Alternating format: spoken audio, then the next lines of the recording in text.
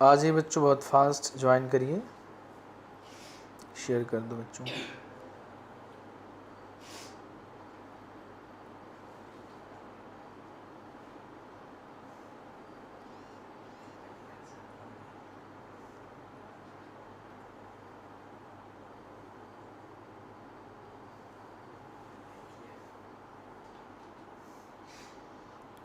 आ जाइए बच्चों, बहुत फास्ट ज्वाइन करिए, शेयर भी कर दीजिए बच्चों, ताकि बहुत सारे बच्चे अभी जो है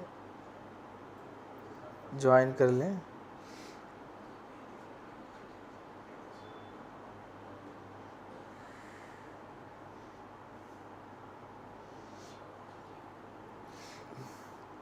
बहुत फास्ट ज्वाइन करिए। फरहान वेलकम बैक, तरुण जायसवाल, चलिए बहुत सही, सारे बच्चे आ गए तो शुरू करते हैं। बहुत ही खूबसूरत सा टॉपिक है जिसका नाम है रिस्पायरेशन इन प्लांट। तो रिस्पायरेशन इन प्लांट में हम लोग पढ़ेंगे आज सबसे मेन टॉपिक जो हमारा इसमें होता है ग्लाइकोलिसिस, क्रेब्स साइकिल और ईटीएस। ये तीन टॉपिक जो है बहुत ही अच्छे माने जाते हैं और यहाँ से क्वेश्चन भी भर भर के आते हैं और बहुत ही कंसेप्चुअल टॉपिक हैं जो हम लोग पढ़ने जा रहे हैं। तो आइए शुरुआत करते हैं। Respiration in plants, respiration in plants. अब होता क्या है बच्चों, अगर हम लोग रिस्पायरेशन की बात करें तो हमारी बॉडी के अंदर जो हमारी बॉडी है ये बहुत सारे ऑर्गेनिक मॉलिक्यूल से बनी है और ऑर्गेनिक मॉलिक्यूल्स जो बने होते हैं ये कार्बन स्केलेटन से बने होते हैं। अब सोचिए, कार्बन स्केलेटन से हमारी पूरा शरीर बना हुआ है और नेचर ने इतना बढ़िया पाथवे हमारी बॉडी के अंदर बनाया था जिसके थ्रू हम लोग अपने अंदर के जो कार्बन यूटिलाइज हो रहे हैं, ब्रेक हो रहे हैं, उनको एक पाथवे से एक्सपेल्ड आउट कर दें, एक्सफ्लक्स कर दें, ठीक है ना, एक्सपायर कर दें अपनी बॉडी से बाहर की तरफ, है ना, जिसे CO2 का रिमूवल कहते हैं। हम ह्यूमन फिजियोलॉजी में बढ़िया पाथवे बताएंगे आपको, यहाँ बस थोड़ा सा समझा रहे हैं आपको कि हमारी बॉडी किससे बनी है बच्चों, कार्बन स्केलेटन से। जब ऑक्सीजन हमारी बॉडी के अंदर जाती है, CO2 के मॉलिक्यूल्स ऑक्सीडाइज होते हैं, वो CO2 को रिमूव करते हैं in the form of CO2 outside the body, है ना। ये बढ़िया पाथवे जो है नेचर ने हमारी बॉडी के अंदर बनाया है। ठीक ठीक, वालेकुम अस्सलाम, गुड इवनिंग, ठीक है ना। अब आ जाओ, सत श्री अकाल, नमस्कार, आदाब, सब आ जाओ, पढ़ो। ठीक, अब देखो रिस्पायर होता क्या है, समझिए बात को। कार्बन के मॉलिक्यूल्स इस तरीके से हमारी जो है बॉडी के अंदर हैं। हमने क्या किया, ऑक्सीजन के मॉलिक्यूल्स कंबाइंड हुए, CO2 को क्या किया, हमने बाहर निकाल दी। अब ये बड़े बड़े मॉलिक्यूल्स हैं, बड़े बड़े मॉलिक्यूल्स हैं, इनको छोटे छोटे मॉलिक्यूल्स में हम लोग कन्वर्ट कर रहे हैं, है ना, छोटे छोटे मॉलिक्यूल्स में हम लोग कन्वर्ट कर रहे हैं। तो हम लोग पहली बात हम लोग लिखेंगे इसके अंदर कि ये कौन सी प्रोसेस है बच्चों, ऑक्सीडेशन। कौन सी प्रोसेस है, ऑक्सीडेशन की प्रोसेस है। दूसरी बात, इसमें एनर्जी बनती है, तो हम लोग क्या कहेंगे बच्चों, एक्सोथर्मिक पाथवे। क्या है, एक्सोथर्मिक रिएक्शन है। जबकि फोटोसिंथेसिस क्या थी, एंडोथर्मिक थी। ये क्या है बच्चों, एक्सोथर्मिक पाथवे। दूसरा, अगर हम लोग बात करें ये एनाबोलिक है या कैटाबोलिक, तो आप क्या कहेंगे, कैटाबोलिक प्रोसेस है, क्योंकि मॉलिक्यूल्स कट रहे हैं। क्या हो रहे हैं, मॉलिक्यूल्स को काटना, यानी बड़े मॉलिक्यूल्स को break down of the macro molecules into smaller molecules called catabolic reaction, यानी बड़े मॉलिक्यूल्स का कटना कहलाता है कैटाबोलिज्म। एनाबोलिज्म का मतलब होता है कि सिंथेसिस होना, है ना, छोटे छोटे molecules combine together and form of molecules called the anabolic pathway. Clear. तो ये क्या है बच्चों, पहली बात ऑक्सीडेशन हो रहा है, दूसरी बात एक्सोथर्मिक रिएक्शन है, तीसरी बात जो है कि कैटाबोलिक प्रोसेस है। चलिए अब यहाँ पे देखिए कुछ बातें और आपको बताते हैं। अब हमारी बॉडी के अंदर बहुत सारे मॉलिक्यूल्स मौजूद हैं। होगा क्या, हम लोग बेसिकली ग्लूकोज के मॉलिक्यूल्स, क्योंकि ग्लूकोज का फार्मूला तो सभी को याद होगा, स्ट्रक्चर भी मेरे ख्याल से सभी को याद होगा, हमने पढ़ाया था आपको। इस तरीके से जो है ग्लूकोज के मॉलिक्यूल्स जो है होते हैं। याद आ रहा है, यहाँ पे CHO है, बाकी HOH, यानी इस तरीके के ग्लूकोज के मॉलिक्यूल्स हैं, इनका कन्वर्जन किस में हो जाए बच्चों, CO2 में। लेकिन ये डायरेक्ट नहीं होता, it is not a single step process, क्योंकि ये मल्टीपल स्टेप, ये ग्लूकोज के मॉलिक्यूल्स हैं, है ना। एक स्टेप ये हुआ, अगले स्टेप में कुछ बना, फिर अगले स्टेप में कुछ बना, अगले स्टेप में कुछ बना, फिर ये अगले स्टेप में कुछ बना, तब जाके ये CO2 रिमूव होती है। यानी हम लोग कहें, हम लोग तब जाके 3 CO2 को रिमूव करते हैं। यानी ये ग्लूकोज के मॉलिक्यूल्स मैं आपको अगर दिखाऊं डायरेक्ट कि ये पायरुविक एसिड में कन्वर्ट हुआ, है ना।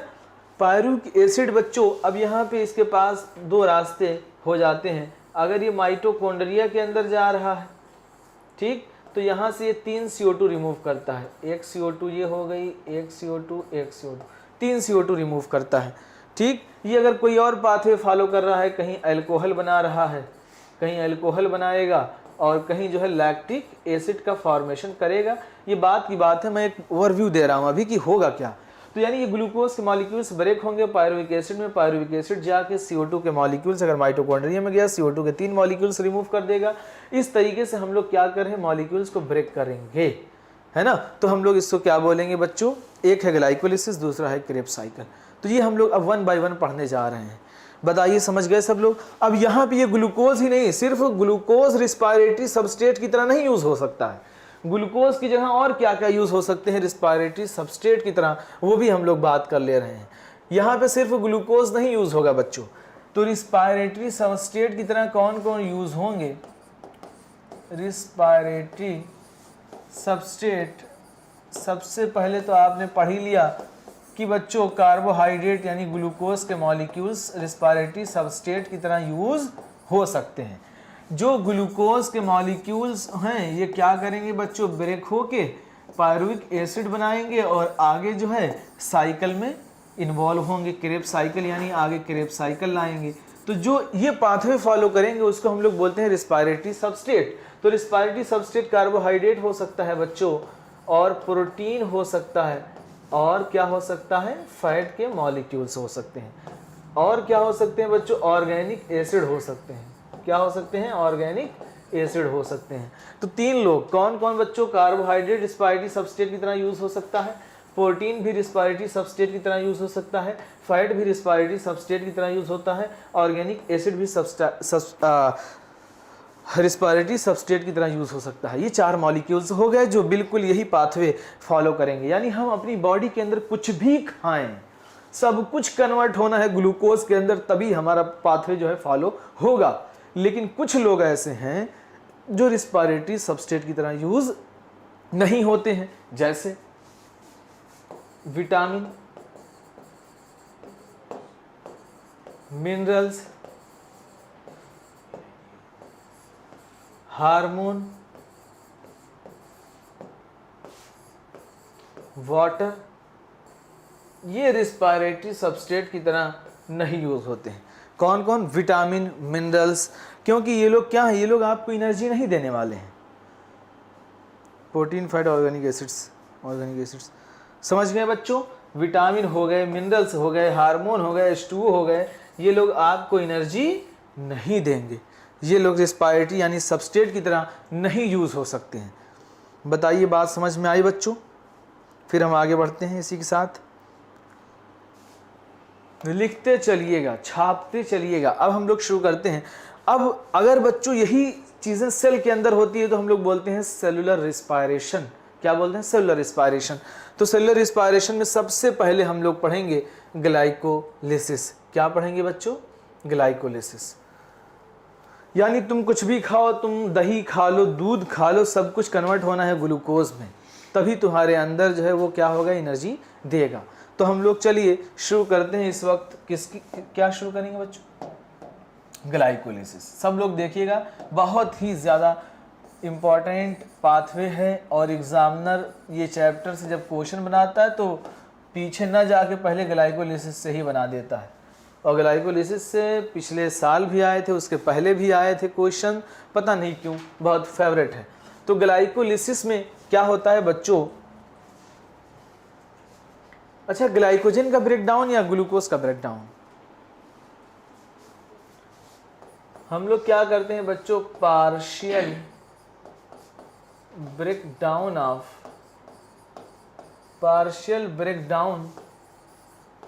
Of glucose called glycolysis.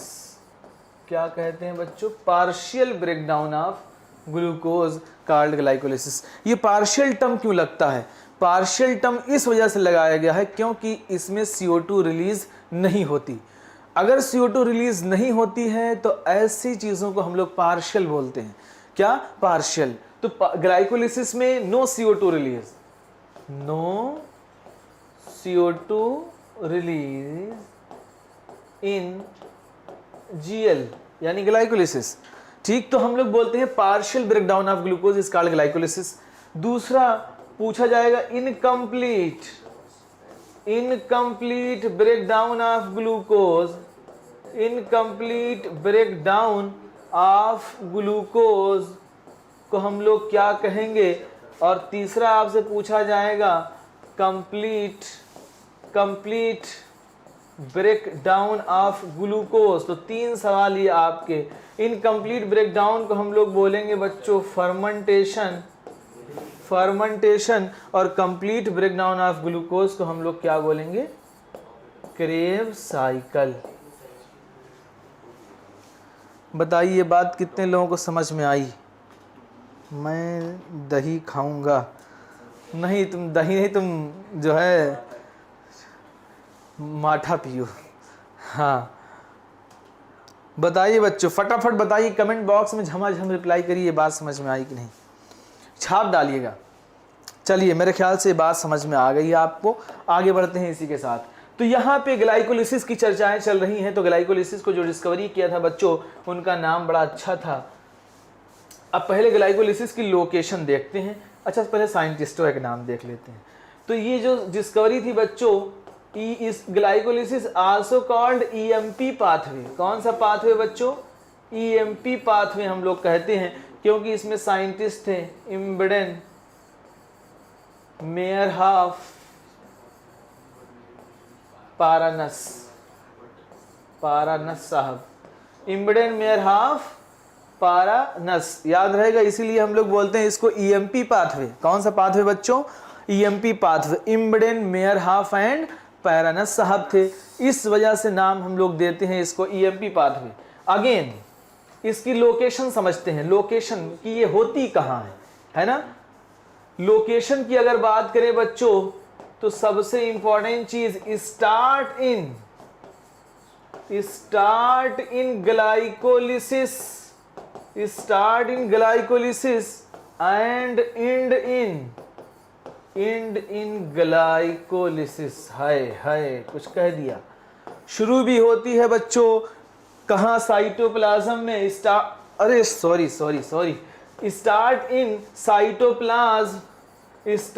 In cytoplasm and and in cytoplasm. बहुत ही इंपॉर्टेंट बात है बच्चों, एंड इन साइटोप्लाज्म, याद रखिएगा। शुरू भी होती है साइटोप्लाज्म में और खत्म भी होती है साइटोप्लाज्म के अंदर। ठीक, ये याद रखिएगा लोकेशन की, शुरू साइटोप्लाज्म में हुई और खत्म भी। यानी हम कह सकते हैं, डंके की चोट पे हम कह सकते हैं कि ये होगी प्रोकैरियोट के अंदर भी और यूकैरियोट के अंदर भी होगी। प्रोकैरियोट के अंदर भी होगी, यूकैरियोट के अंदर भी होगी। यानी मैं एक बात और कह सकता हूं यहाँ पे कि ये जो रिएक्शन है बच्चों, ये RBC में तुम्हारे चलेगी। जो RBC तुम्हारा होता है रेड ब्लड सेल, इसके अंदर माइटोकॉन्ड्रिया नहीं होता है। ये डायरेक्ट डिपेंड करता है किसके ऊपर, ग्लूकोज के लिए, ग्लाइकोलिसिस पे। किस पे, ग्लाइकोलिसिस पे डिपेंड करता है। किस पे, ग्लाइकोलिसिस पे। ये सब बहुत बढ़िया बढ़िया पॉइंट हैं जो बता रहे हैं, धीरे धीरे छापते जाओ, चिपकाते जाओ। ठीक, शुरू भी हुई साइटोप्लाज्म में, खत्म भी हुई साइटोप्लाज्म में। ठीक, दोनों में होगी, मेरे ख्याल से बात समझ गए। ठीक, छापते जाना बेटा। चलो आगे बढ़ते हैं इसी बात पे, कुछ और बातें कर लें, अभी बहकी बहकी बातें आगे भी करनी है। तो अब हम लोग जो है और दूसरी बात आपको बताएं, बहुत पहले हम बताए थे, ये बात तुमको याद होगी कि नहीं, कि ग्लाइकोलिसिस जो है 10 step pathway, glycolysis 10 step reaction है, 10 स्टेप पाथवे है, और इसका जो की प्रोडक्ट होता है, क्या बच्चों, की प्रोडक्ट, उसका नाम होता है पायरुविक एसिड, पीए है। क्या है? पीए। हाँ, जवाब पीए है। ठीक, इसका जो है मेन प्रोडक्ट क्या होता है बच्चों, पीए। पीए यानी पायरुविक एसिड, पायरुविक एसिड। क्यों? तलत लाइबा, समझ में आ रहा है बच्चों? तलत लाइबा, सोनिया परवीन,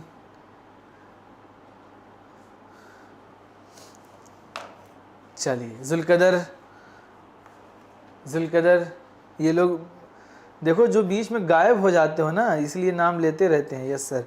और मजहर कहाँ है भाई? मजहर कमेंट बॉक्स में। हिशाम कहाँ चले गए? नबील अहमद, नबी अंसारी, नबी अंसारी तो गायब है, अतहार है, मिल ही नहीं रहे, गए कहाँ वो? चलिए कोई नहीं। महजबीन रमज़ान और शहर मेहदी भी गायब हैं। चलिए कोई बात नहीं। तो यहाँ पे बच्चों अब हम लोग रिएक्शन को शुरू करते हैं। रिएक्शन को शुरू करने से पहले मैं आपको जो है ग्लूकोज का स्ट्रक्चर दिखा देता हूँ। ग्लूकोज का साइक्लिक स्ट्रक्चर हमने इस तरीके से बनाया था, अगर याद आ रहा हो आप लोगों को, जो है ना। ये बच्चों 1 कार्बन थे, OH H, OH H, H OH, OH H, ये है भाई साहब CH2OH। तो 1 कार्बन, 2 कार्बन, 3 कार्बन, 4 कार्बन, और ये भैया 5 कार्बन, और ये हो गए 6 कार्बन। ठीक, ये है ग्लूकोज का स्ट्रक्चर। अब जो पहला स्टेप होगा, मैं थोड़ा सा आपको बस एक हिंट दे के मैं आगे पूरा स्टेप बताना चाह रहा हूँ। यहाँ पे क्या होगा, 6 पोजीशन पे हम लोग इस OH ग्रुप को हटा के बच्चों क्या ऐड करेंगे, फॉस्फेट। क्या ऐड करेंगे, फॉस्फेट ऐड करेंगे। तो इसका नाम हम लोग बोल देंगे ग्लूकोज, ग्लूकोज 6 फॉस्फेट। क्या नाम देंगे, ग्लूकोज 6 फॉस्फेट नाम देंगे। अब यहाँ पे होता क्या है कि जो ग्लूकोज का जो फॉस्फेट आया वो आया कहाँ से, और फॉस्फेट इतनी आसानी से तो जुड़ नहीं सकता किसी के साथ जब तक एनर्जी हॉक के ना दी जाए उसको। ठीक, तो यहाँ पे हम लोग क्या करते हैं, ATP को ब्रेक करते हैं ADP प्लस इनऑर्गेनिक फॉस्फेट, और यही इनऑर्गेनिक फॉस्फेट जो है कंबाइंड होता है, तब ये 6 पोजीशन पे, किस पोजीशन में बच्चों, 6 पोजीशन में फॉस्फेट ग्रुप यही कंबाइंड होता है, देन फॉर्म करता है ग्लूकोज 6 फॉस्फेट। यानी ये एनर्जी हमारी जो है खा जाता है, एनर्जी यूटिलाइजेशन प्रोसेस है, ये एनर्जी खा जाती है। इसका मतलब यहाँ से एक बात तो दिमाग में समझ में आ रही हमें कि ग्लाइकोलिसिस को स्टार्ट करने के लिए भी हमें एनर्जी चाहिए। हाय हाय, कुछ कह दिया। यानी ग्लाइकोलिसिस को भी स्टार्ट करने के लिए हमें क्या चाहिए, एनर्जी चाहिए। तो ये सवाल तुमसे पूछा जाएगा कि बताइए कौन सा स्टेप ऐसा है जो बगैर, जो अगर मान लीजिए कोई सेल के अंदर हमारी एनर्जी नहीं है, तो कौन सा स्टेप नहीं होगा ग्लाइकोलिसिस का। तो आप बताएंगे ऊपर के 2-3 स्टेप होते हैं जो नहीं होंगे जब तक एनर्जी हमारी बॉडी के अंदर नहीं होगी। इसी वजह से ग्लाइकोलिसिस को भी स्टार्ट करने के लिए हमें क्या चाहिए बेटा, एनर्जी चाहिए। समझ गए कि नहीं, बताओ। चलिए मेरे ख्याल से समझ गए बात। अब हम चलिए आगे बढ़ते हैं इसी बात पे। अब हम स्टेप दिखाते हैं। कितने लोग बेकरार हैं, बेचैन हैं कि स्टेप बताइए हमें, फर्जीवादी बात ना बताइए। चलिए सुनिए, अब 10 स्टेप कौन कौन से होते हैं बच्चों। अब एक बात और बता दें, अब देखो थोड़ा सा और बेसिक बता देते हैं, फिर चलते हैं आगे। अब ये है तुम्हारा जो है लीफ, क्या है बच्चों, ये लीफ है। ठीक, लीफ के अंदर जो है खाना बना किसके फॉर्म में बच्चों, ये सबको पता है, ग्लूकोज के फॉर्म में। और ये चला सबको पता है सुक्रोज के फॉर्म में, है ना, और स्टोर हुआ स्टार्च के फॉर्म में। तो ये जो सुक्रोज के मॉलिक्यूल्स हैं बच्चों, ये ब्रेक हो जाते हैं इन्वर्टेज की प्रेजेंस में। मैंने पढ़ाया था तुम्हें इन्वर्टेज की प्रेजेंस में, क्योंकि ये डाइसेकेराइड है तो ये ग्लूकोज और फ्रक्टोज में ये टूट जाते हैं। किसमें बच्चों? ग्लूकोज और फ्रक्टोज में ये ब्रेक हो जाते हैं। जब ये ग्लूकोज और फ्रक्टोज में ब्रेक हो जाते हैं बच्चों, तो यानी मैं कह सकता हूँ यहाँ पे कि ये ग्लूकोज भी यूज़ हो सकता है रिस्पायरेटरी सबस्ट्रेट की तरह, यानी इंटर कर सकता है ग्लाइकोलिसिस में, और ये फ्रक्टोज भी इंटर कर सकता है बिल्कुल हूबहू सेम दोनों की तरह, यानी दोनों यूज़ हो सकते हैं। ठीक, जो तुम्हारी पहली लाइन जो है, जवाद सर ने क्या कह दिया, अभी बता रहे हैं तुम लोगों को। आओ आओ, अब हम लोग जो है ग्लाइकोलिसिस अब शुरू करते हैं। चलिए, यहाँ पे बच्चों ग्लूकोज के मॉलिक्यूल हैं, जैसा कि मैंने पहला स्टेप आपको दिखाया था कि ग्लूकोज के मॉलिक्यूल्स कंबाइंड होते हैं बच्चों, बनाते हैं ग्लूकोज 6 फॉस्फेट। क्या बनाते हैं? Glucose 6 phosphate. अब ये जो प्रोसेस होती है बच्चों, यहाँ पर दिमाग लगाइएगा, एक एटीपी यूज़ होती है, एटीपी से फॉर्मेशन होता है बच्चों एडीपी। जो इनऑर्गेनिक फॉस्फेट बना वो 6 पोजीशन पे यहाँ पे आके अटैच हो गया, और इस जो पाथवे ये होता है, इसको एक और अच्छा एंजाइम ये नीट में आया था बच्चों, जिसका नाम है हेक्सोकाइनेज। क्या नाम है? हेक्सोकाइनेज। ये जो है गवर्न करता है। ठीक, तो ग्लूकोज से ग्लूकोज 6 फॉस्फेट का बनना और एक एनर्जी का खर्च होना in the presence of enzyme hexokinase, और यही hexokinase activated by which metal? मैं आपसे पूछ रहा हूँ, पढ़ा चुका हूँ। कौन सा मेटल ऐसा है जो हेक्सोकाइनेज को एक्टिवेट करता है? पढ़ाया है, कहना देना। Mg+2 Mohammad Hashim, Mg+2 activate करता है, ये बात हमने पढ़ाई थी आप लोगों को। ठीक, तनवीर फातिमा। अब उसके बाद क्या होता है बच्चों, इसी ग्लूकोज 6 फॉस्फेट से बनता है, आइसोमर चेंज होते हैं, आइसोमराइजेशन होता है, तो बनता है फ्रक्टोज 6 फॉस्फेट। क्या बनता है बच्चों? Fructose 6 phosphate. अब यहाँ पे जो एंजाइम यूज होता है बच्चों, उसका नाम होता है फास्फो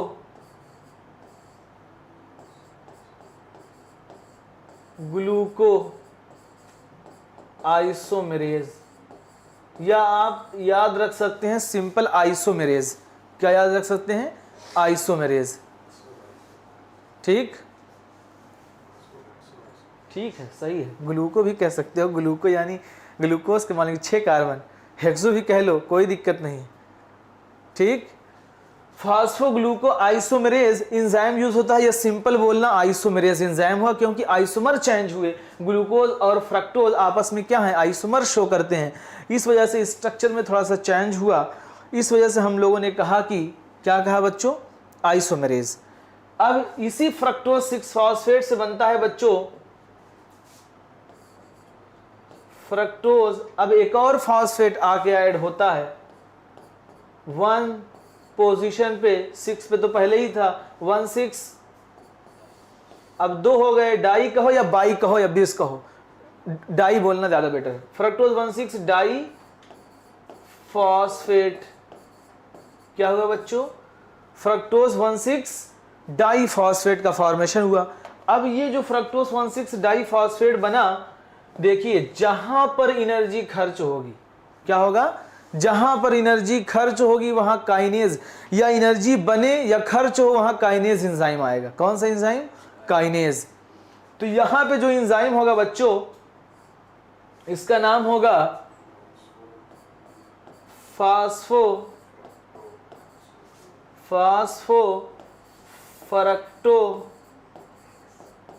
हेक्सोकाइनेज कह लो या काइनेज कहो, चलो हेक्सो लगा दे रहे हैं, नहीं तो कहोगे कि सब सठिया पढ़ा है। फास्फोफरक्टो हेक्सोकाइनेज एंजाइम यूज होगा। और यहीं पर बच्चों, यहीं पर एक और एटीपी से फॉर्मेशन होगा एडीपी का। किसका बच्चों? एडीपी बनेगी। यानी ये दो स्टेप जो मैंने आपको बताए अभी तक, इसमें कार्बन जो है 6 कार्बन है बच्चों, यहां भी 6 कार्बन है, यहां भी 6 कार्बन है, यहां भी 6 कार्बन है, यहां भी 6 कार्बन है, कोई बदलाव नहीं है। अब यहीं से स्प्लिटिंग होती है, तो ये भी तुमसे पूछा जाएगा कि बताओ ग्लाइकोलिसिस में स्प्लिटिंग कहां से शुरू होती है। अब ये मॉलिक्यूल्स जो है बच्चों ब्रेक हो जाएंगे दो पार्ट्स में। एक बनेगा, मैंने बताया था आपको 3 पागल, क्या बनेगा बच्चों? 3 पागल और 3 ढप। क्या बनेगा? 3 पागल और 3 ढप। ठीक, समझ गए? 3 पागल 3 ढप। ये जो पाथवे है बच्चों, इसको एक एंजाइम जिसका नाम है एल्डोलेज एंजाइम, वो जो है कराता है एल्डोलेज। क्लियर? कौन सा एंजाइम? एल्डोलेज। तो यहां तक पाथवे आप छापिए, मैं थोड़ा सा इसको ऊपर करूं जगह क्योंकि खत्म हो चुकी है। जल्दी जल्दी छापिए बच्चों, फिर हम थोड़ा सा अगला पाथवे बताएं। दिमाग में बिल्कुल रखिएगा इसको, फटाफट बताओ, फटाफट।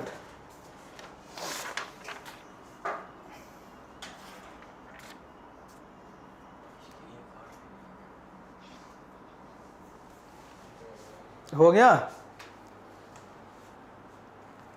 चलिए, अब यहां से क्या होगा बच्चों? ये जो पाथवे है ये इधर भी जा सकता है, इधर भी जा सकता है। ठीक, तो इसको हम लोग कहते हैं ट्रिओज आइसोमेरेज एंजाइम यूज होता है। कौन सा? Triose isomerase. क्लियर? यानी इधर भी जा सकता है, उधर भी जा सकता है। और एक बात याद रखिएगा, जहां जहां एनर्जी खर्च हो रही है और बन रही है, वो स्टेप जो होते हैं रिवर्सिबल होते हैं या इरिवर्सिबल? बताओ। जहां जहां एनर्जी खर्च हो रही है या बन रही है, क्योंकि दोबारा हम उसको कर नहीं पाएंगे, तो वो पाथवे हमारे लिए क्या हो जाता है? इरिवर्सिबल। छाप लिया? फटाफट बताओ, मैं आगे बढ़ूं। जल्दी जल्दी बताओ बेटा, बहुत फास्ट।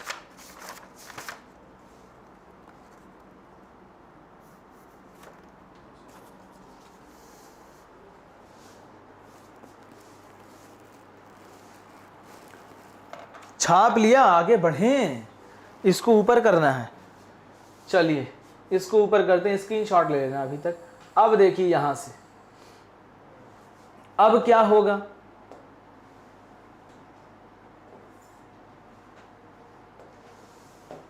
अब 3 पागल से बनता है बच्चों 13 डाई पागल। 3 पागल से 13 डाई पागल बनता है। यहां पे जो एंजाइम यूज होता है उसका नाम होता है बच्चों H3PO4। ये एंजाइम नहीं है, जबकि तुम्हारी एनसीईआरटी लिखती है कि ग्लाइकोलिसिस के सारे पाथवे एंजाइमेटिक एक्टिविटी से कंट्रोल्ड होते हैं, लेकिन यही एक पाथवे है 3 पागल से 13 डाई पागल जो कोई एंजाइम यूज नहीं होता है। लेकिन तुम्हारी एनसीईआरटी में लिख रहा है कि सारे स्टेप हैं, तो इस स्टेप को हम स्किप भी कर सकते हैं, ठीक है ना। लेकिन हम यहाँ पे बताएंगे तुम्हें, तुम जैसे हम बता रहे हैं वैसे याद रखना, लेकिन ये याद रखना कि सारे स्टेप कंट्रोल होते हैं एंजाइम से। लेकिन अगर पूछा जाए कभी भी तो यही एक पाथवे जो कंट्रोल नहीं होता है। तो 3 पागल से बना 13 डाई पागल, 13 डाई पागल से बनता है बच्चों 13 डाई पीजीए, 13 डाई पीजीए से बनता है 3 पीजीए। अब देखिए यहाँ पे एल्डिहाइड से एसिड अगर बनेगा तो क्या होगा आप बताइए? एल्डिहाइड से बच्चों अगर हम एसिड बना रहे हैं तो इसको हम लोग क्या कहेंगे? CHO को हम लोग कन्वर्ट कर रहे हैं COH में। ये केमिस्ट्री में इसको क्या बोलते हैं? ऑक्सीडेशन बोलते हैं या रिडक्शन? कौन बताएगा मुझे?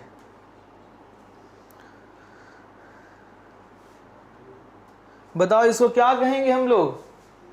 ऑक्सीडेशन कहेंगे। क्या कहेंगे इसको?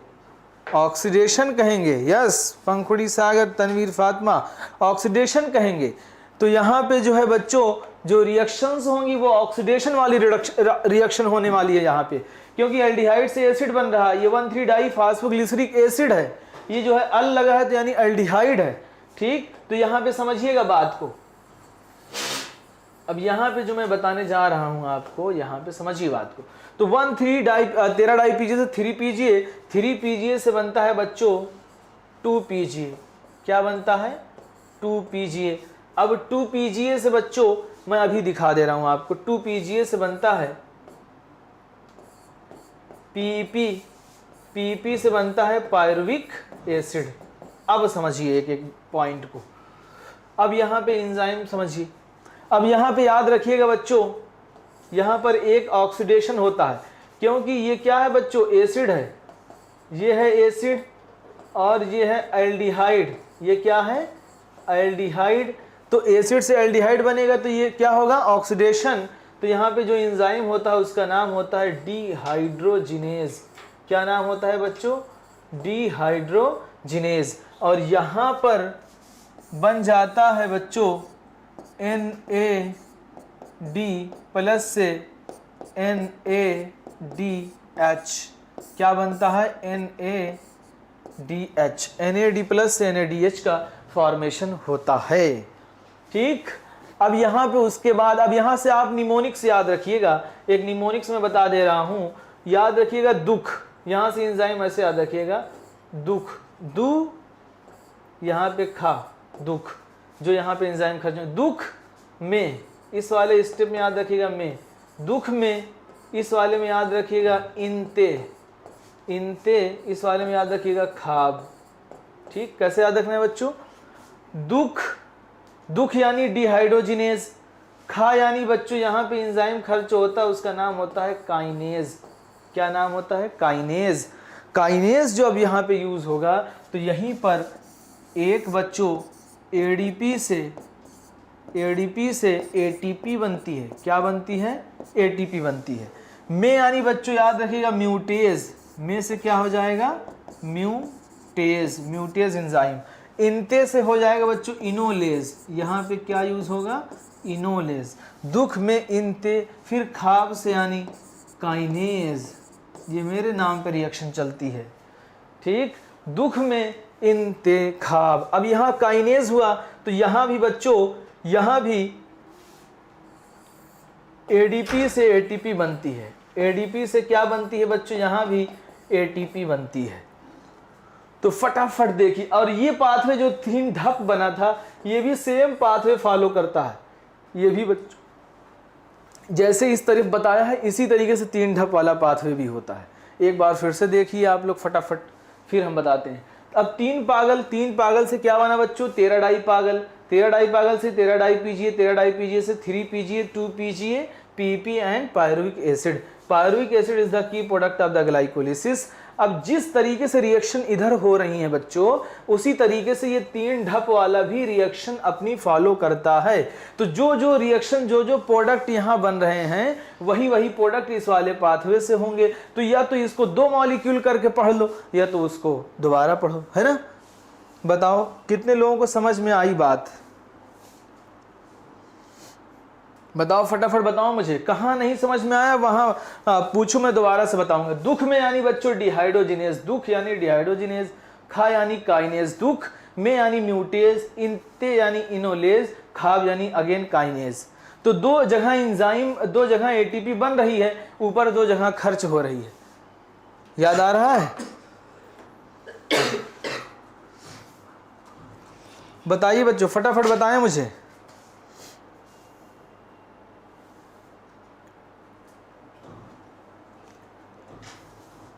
किसी को कोई डाउट? अब मैं सवाल पूछूंगा, चलिए एक बार और दिखा दे रहे हैं हम। सवाल पूछा जाए क्या? सवाल पूछें अब? सब लोग रिप्लाई करो, सवाल पूछें अब। अगर किसी भी बच्चे को नहीं समझ आया है अगेन वो पूछ सकता है। Tanveer Fatima, yes sir. चलो सवाल पूछते हैं अब। चलिए, बहुत पढ़ लिया, हो गया जवाब, वो दानी हो गया। चलिए सवाल पहला सवाल,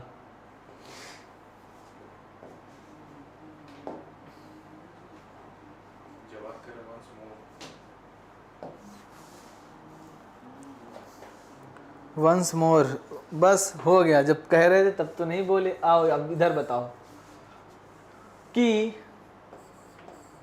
number of ATP used in glycolysis, number of ATP used in glycolysis. पहला सवाल बताइए कितने जो है एटीपी यूज हुए। How many ATP used in glycolysis? 2। सबके आंसर हैं 2। चलिए अब किस किस स्टेप में हुए ये बता दो मुझे, किस किस स्टेप में और किसके कन्वर्जन से। तो एक तो ग्लूकोज से बच्चों, ग्लूकोज 6 फॉस्फेट जब बना रहे थे तब हमने खर्च किया। दूसरे जब हम लोग फ्रक्टोज 6 फॉस्फेट से फ्रक्टोज 1,6 डाई फॉस्फेट बना रहे थे तब हमने खर्च किया। ये हो गए 2। क्लियर? चलिए दूसरा सवाल बच्चों आपसे है कि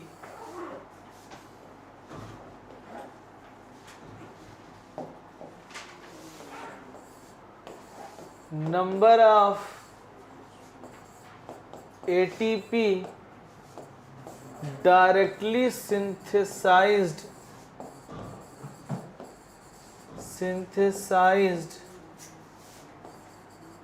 in glycolysis,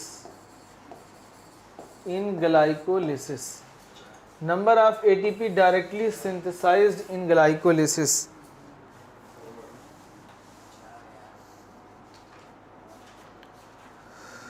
सब आंसर गलत दे रहे हैं। 2.4 पंखुड़ी सागर 2 और 4 कितने होंगे बच्चों? 2 + 2 कितने होंगे? 4। एक स्टेप में 2, तो वही रिएक्शन 2 बार होती है तो कितने होंगे?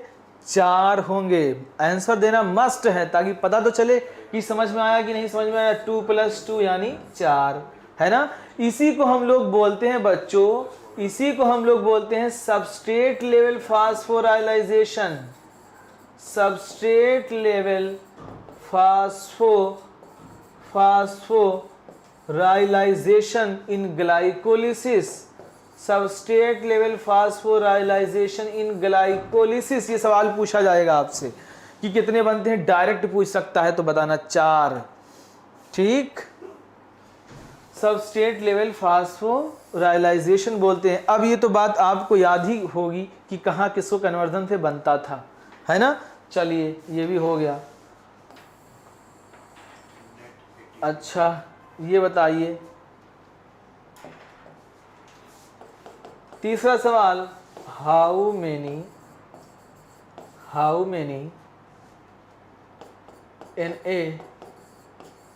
NADPH2 formed in glycolysis।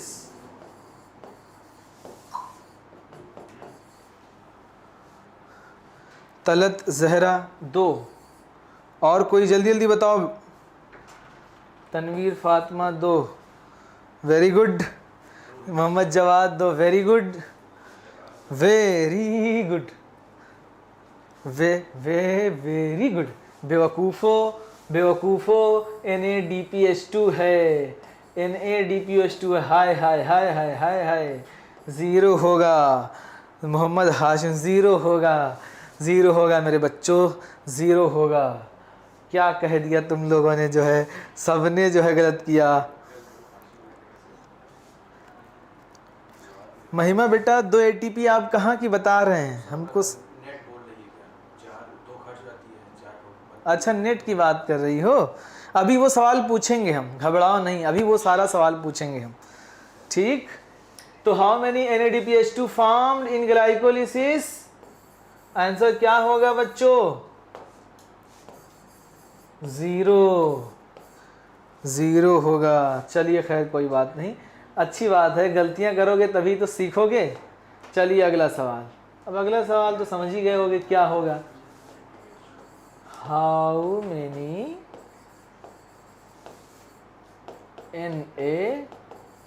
NADH formed in glycolysis? बताइए बच्चों। 2, ठीक। चलिए अब देखिए एक बात और समझिए।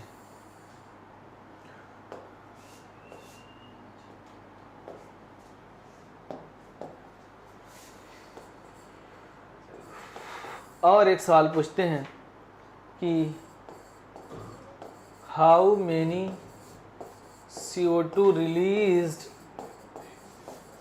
Released in glycolysis? कितनी CO2 रिलीज होती है बच्चों ग्लाइकोलिसिस में? कितनी CO2 रिलीज होती है ग्लाइकोलिसिस में? अच्छा अमीन भी मौजूद है क्या? हैं? NADH2 फॉर्म होता है ना? अरे हाँ ठीक है बेटा, कोई नहीं, ठीक है, NADH2 ही कह सकती हूँ। कितने CO2 बच्चों? 0। इसी वजह से नाम हम लोग रखते हैं पार्शियल, क्या? Partial breakdown of glucose, partial breakdown of glucose. चलिए अब बताइए मुझे ज़रा, और भी सवाल हैं, सवाल पे सवाल हैं। अब यहाँ पे होता क्या है बच्चों, हमारी बॉडी को नेचर ने जो है बहुत ही बढ़िया सिस्टम बनाया था। 2 तरीके की एनर्जी हमारी बॉडी जो है अपने अंदर स्टोर करती है। एक तो जैसे हमने ATP बनाया, क्या बनाया बच्चों? ATP। और एक बनाया हमने NADH2। अब जो NADH2 है बच्चों, ये जो एनर्जी है हमारी शरीर के अंदर, वो है चेक के फॉर्म में। किसके फॉर्म में? चेक के फॉर्म में। जो एनर्जी का पैकेट है वो किसके फॉर्म में है? चेक के फॉर्म में। और ये वाली, ये कैश है, कैश एनर्जी है, इसको आप कभी भी भजा सकते हैं। लेकिन NADH2 को जब भजाना होगा आपको, कैश के फॉर्म में है, तो इसको हमको लेके जाना पड़ेगा बच्चों माइटोकॉन्ड्रिया के अंदर। कहाँ? माइटोकॉन्ड्रिया के अंदर लेके जाना होगा, तब कहीं ये जो है फिर ETS चलेगी इसके अंदर, ETS, उसमें ये जाके ब्रेक होगा, तब जाके NADH2, एक NADH2 तब जाके वहाँ पे एक NADH2 3 ATP देता है बच्चों। कितने ATP? 1 NADH2 provide 3 ATP। कितने ATP बच्चों? 3 ATP। समझ गए? बताइए फटाफट बताइए, समझ गए कि नहीं समझ गए? कितने ATP मिलेगी? 3 ATP। तो बताइए कितने NADH2 बनते हैं? एक चेक के फॉर्म में और कैश के फॉर्म में। एनर्जी समझ गए कि नहीं? चेक के फॉर्म में और कैश के फॉर्म में। अगला जो, अब बताओ कितने एनर्जी NADH2 देगा? कितने NADH2 बना था? 2 NADH2 फॉर्म हुआ, तो 2 × 3 यानी कितना हो जाएगा बच्चों? 6 ATP। 6 ATP। ये बात हुई अभी तक ग्लाइकोलाइसिस। अब मैं और समराइज करने जा रहा हूँ। अब बताइएगा आप लोग, अभी भी और सवाल पूछे जाएंगे। 6 ATP बनेगा, वेरी गुड। अब हम लोग समराइज करते हैं ATP को हम समराइज कर देते हैं। कैसे कैसे सवाल पूछे जाएंगे वो समझो।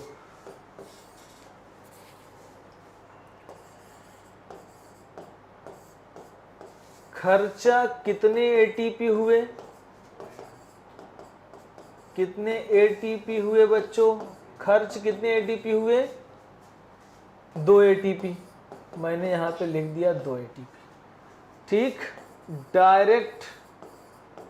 डायरेक्ट सिंथेसिस कितने एटीपी की हुई? 4 एटीपी। ठीक। नेट गेन कितने का आया बच्चों? नेट गेन अगर कर लें हम लोग तो 2 एटीपी का आया। क्या आया? 2 एटीपी का। ठीक, 2 एटीपी का। तो सवाल कैसे पूछा जाएगा और कैसे पूछेगा आपसे? ठीक। अब बताइए दूसरा, 2NADH2 बने तो 2 इंटू 3 बच्चों इज इक्वल टू 6 एटीपी, है ना? तो टोटल अगर करें तो 6 और 8 एटीपी। कितने? 8 एटीपी। इसका सवाल कैसे पूछेगा? इसका कैसे पूछेगा? ये सुन लो। इसका सवाल जब पूछेगा तो तुमसे पूछेगा कि एरोबिक ग्लाइकोलिसिस में, एरोबिक ग्लाइकोलिसिस में नेट गेन कितने का होता है? Net gain of ATP in aerobic glycolysis, तो बताइएगा 8। एरोबिक का मतलब वो NADH2 को भी यूटिलाइज करवाता है। कहाँ पे? माइटोकॉन्ड्रिया के अंदर, यानी ये NADH2 यूज होता है, तब एरोबिक नाम देता है। एरोबिक ग्लाइकोलिसिस में अगर पूछे तो बताइएगा 8 एटीपी। अगर सिर्फ पूछ रहा है कि ग्लाइकोलिसिस में नेट गेन अगर पूछ रहा है बच्चों तो आप बताएंगे 2 एटीपी। ठीक।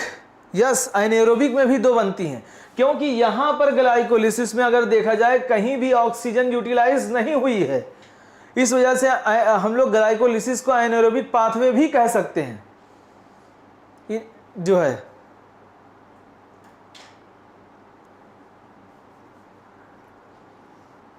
ठीक। बताइए फटाफट बताइए, कितने लोगों को बात समझ में आ रही है?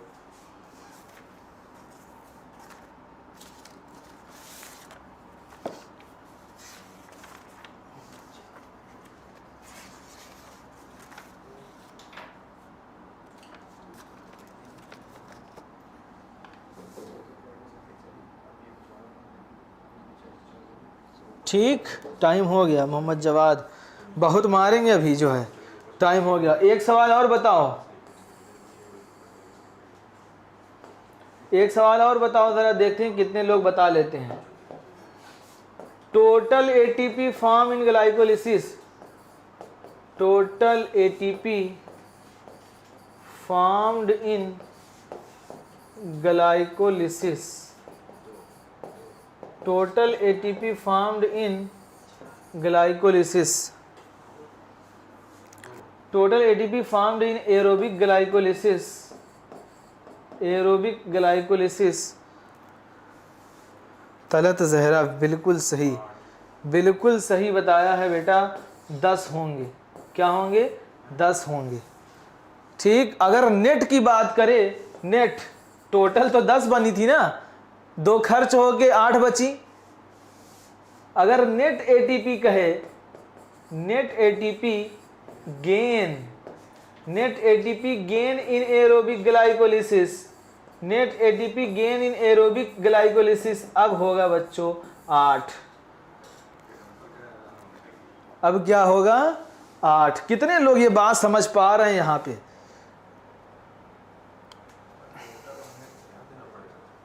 और क्या, हल्के में ना लेना, दिमाग लगाना, पूछ क्या रहा है, कैसे पूछ रहा है, समझ लो।